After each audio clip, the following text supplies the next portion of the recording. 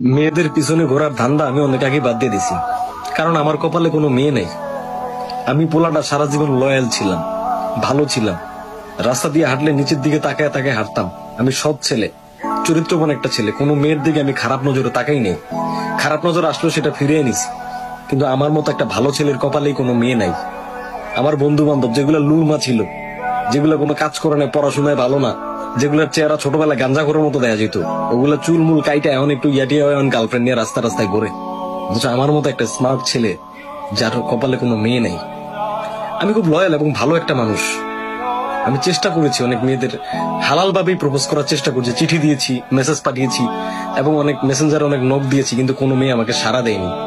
অনেকে তো আমাকে ব্লক মেরে দিয়েছে, অনেকে আবার ওই যে এরকম একটা আঙ্গুল দেখাইছে, এটা কি আমি বুঝি না, এরকম আঙ্গুলগুলা দেখাইছে।